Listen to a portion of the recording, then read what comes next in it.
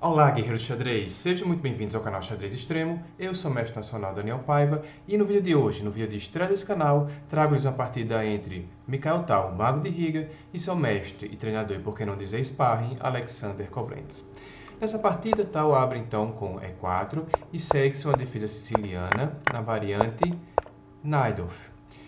E nessa posição temos várias possibilidades de seguir jogando, e Tal escolhe a linha do bispo G5, que é uma linha bastante agressiva, o que combina com o seu jogo, e era a linha mais jogada em sua época.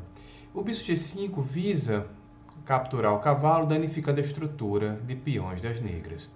Para evitar que isso aconteça, as negras respondem com E6, para que o cavalo passe a tornar-se protegido pela dama.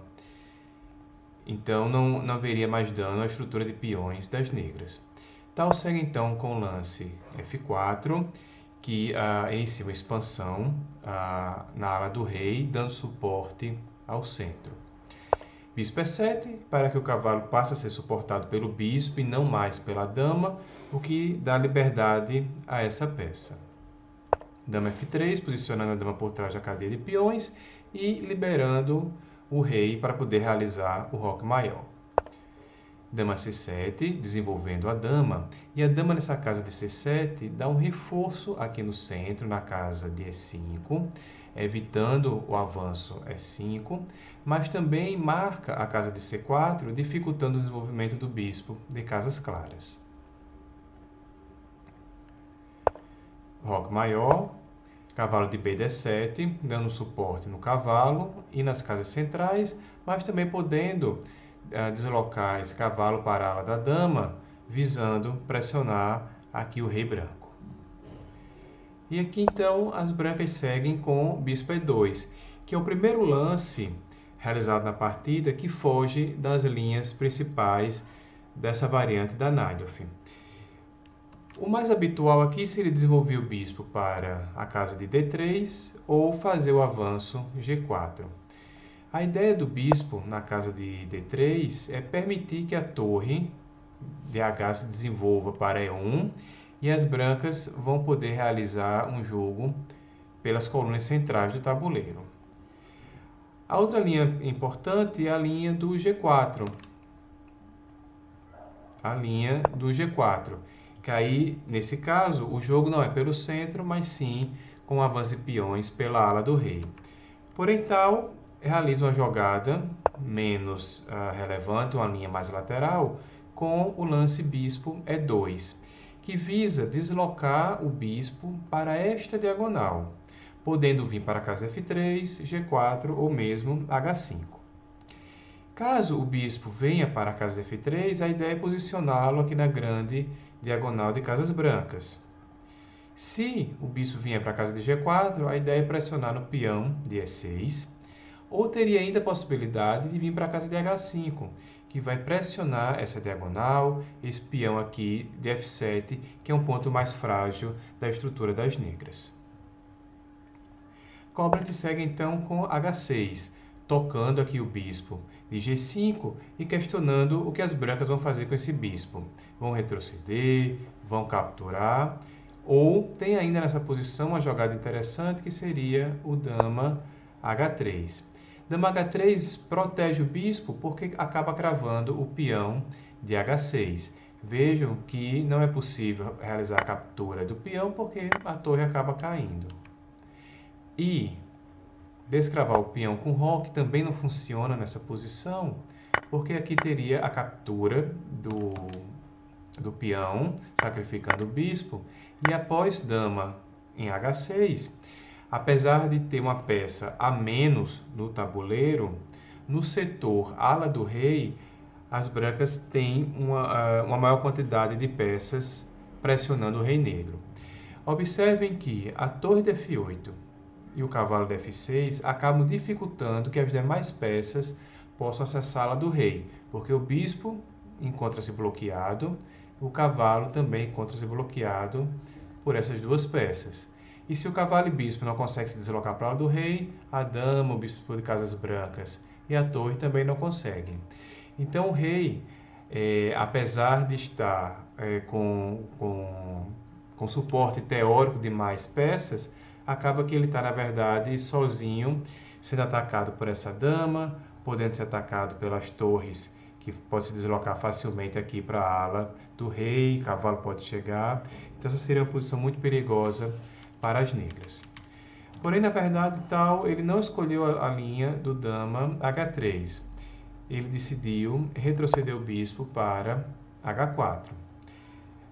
Cóbrates, o jogador de negras, segue então com a típica expansão B5, fazendo o ataque da minoria na ala da dama, tentando criar contra-jogo para as negras. E tal segue também com o típico E5, que toca o cavalo, mas também abre o ataque descoberto da dama sobre a torre de A8. Então temos aqui no tabuleiro duas peças ameaçadas. Como defender as duas peças? A defesa típica das negras é o bispo em B7, que protege a torre e ganha um tempo na dama para que depois possa salvar o cavalo. Porém, tal tinha se preparado para essa situação e a ideia dele não é retirar a dama, mas sim capturar o cavalo, sacrificando a dama. Então, temos aqui o primeiro sacrifício dessa partida. Após bispo capturando a dama, o bispo é capturado pelo bispo de E2.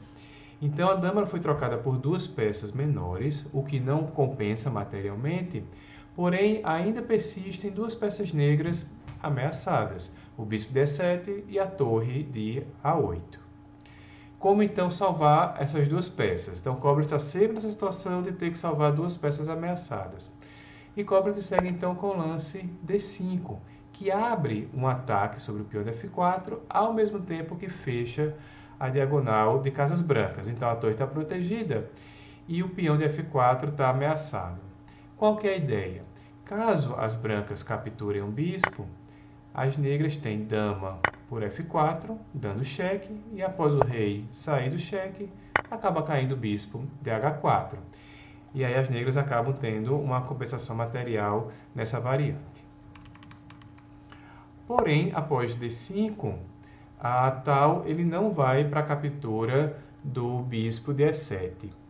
Tal, com seu olhar de mago, de grande jogador tático, percebe uma certa minúcia dessa posição.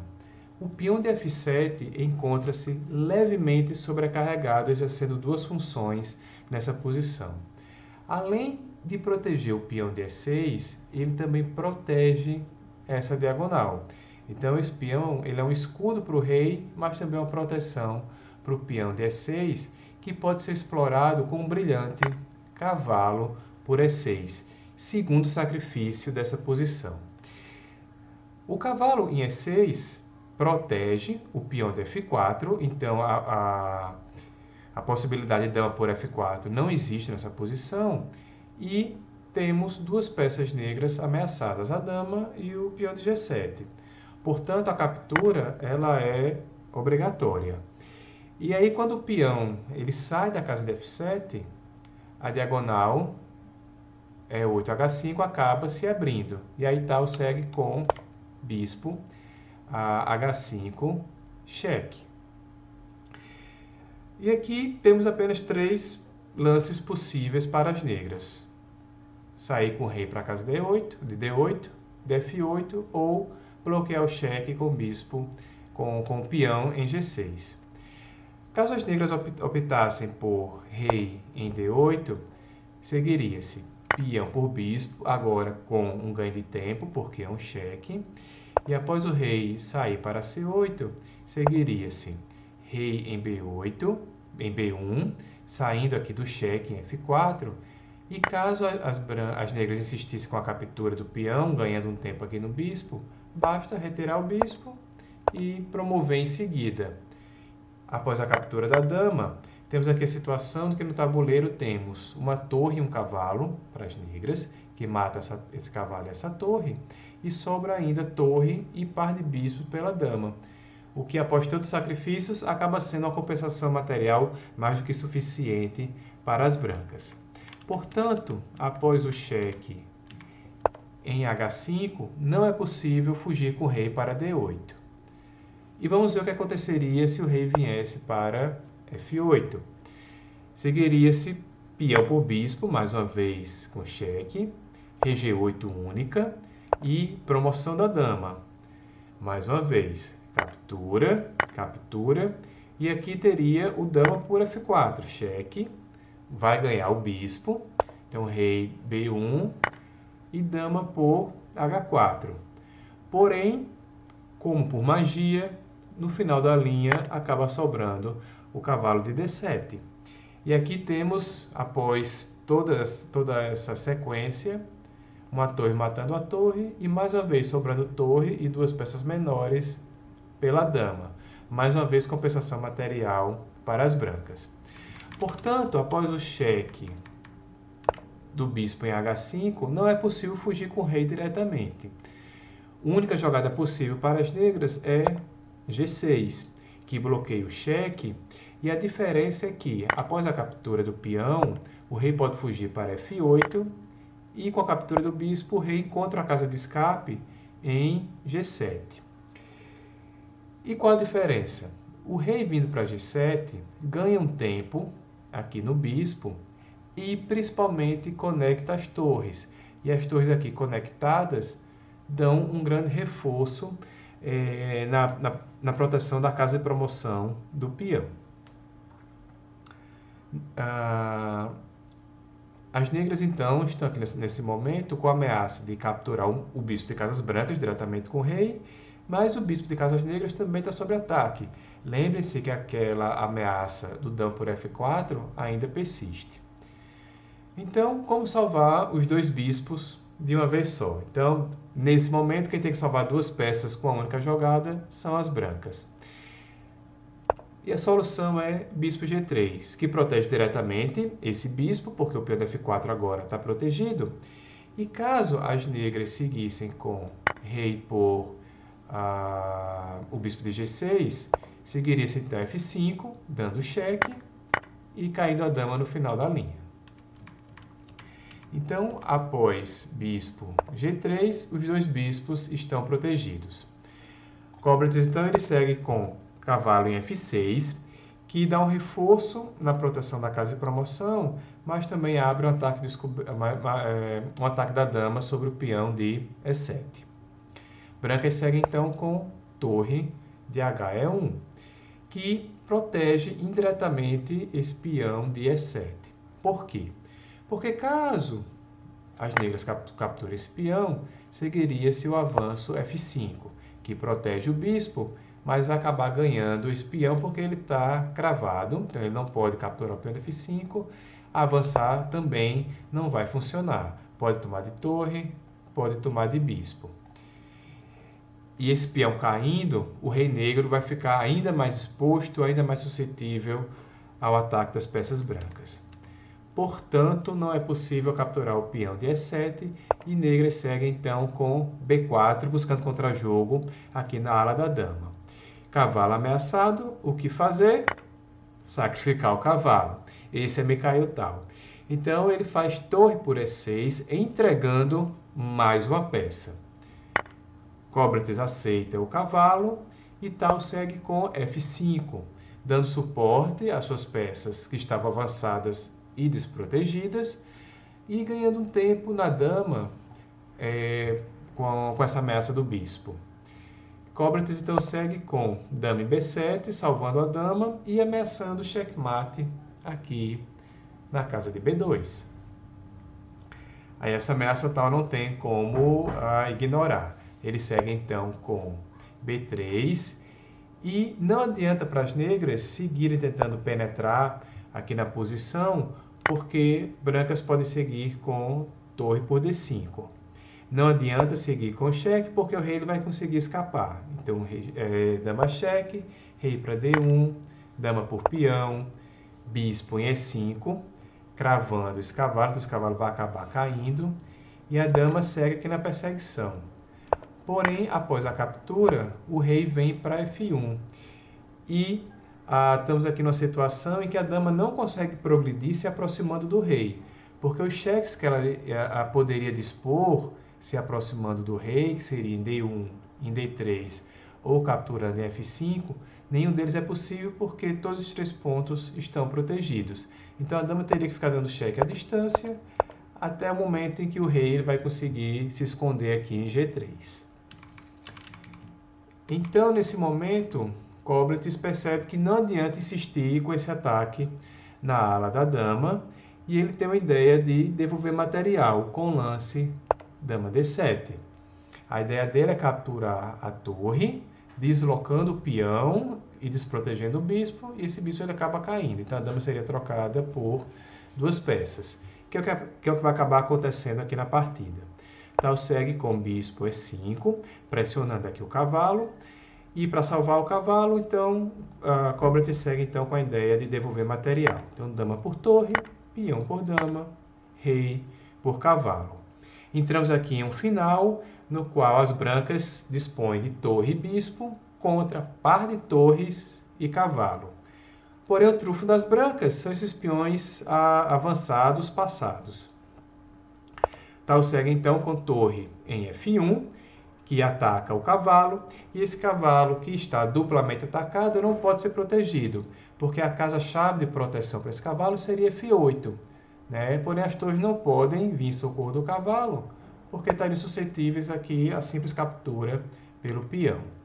Para não perder a peça inteira, Koblenz retorna o cavalo para H7, porque assim ele perde apenas uma qualidade. Bispo por torre, torre por bispo. E a posição está mais simplificada, brancas têm apenas uma torre contra torre e cavalo, duas peças. Como seguir jogando?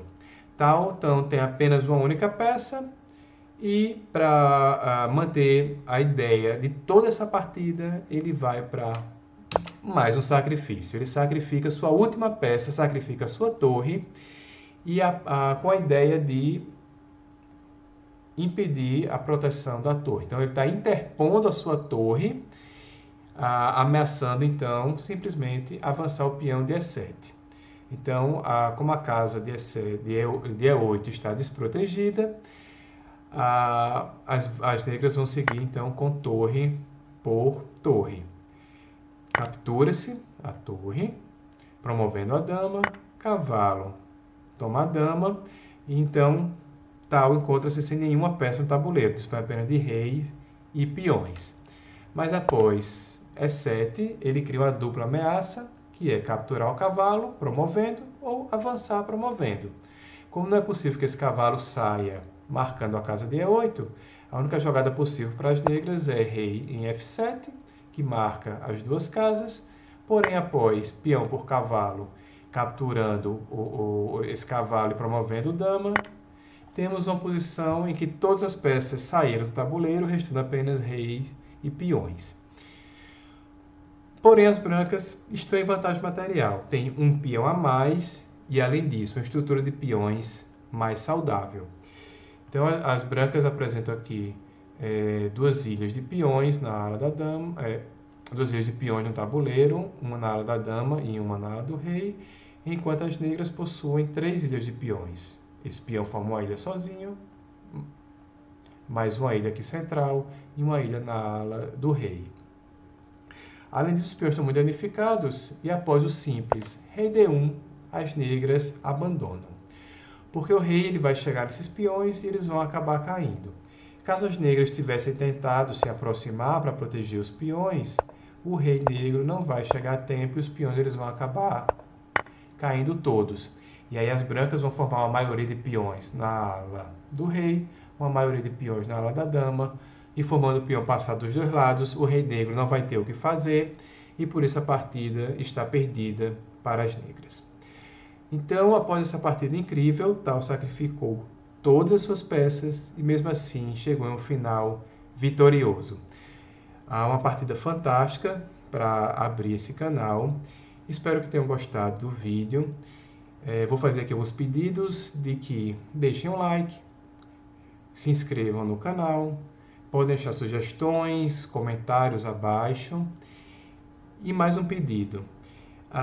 Um grande amigo meu, chamado Felipe, me ajudou muito com a criação desse canal, me passando várias dicas. Ele próprio possui um canal aqui no YouTube, o canal Prado Chess, e gostaria que vocês visitassem o canal dele, conhecessem seu trabalho e, se puderem, curtir o canal dele, se inscrever, também seria algo muito interessante. Agradeço a todos a audiência por terem assistido até aqui. Checkmate.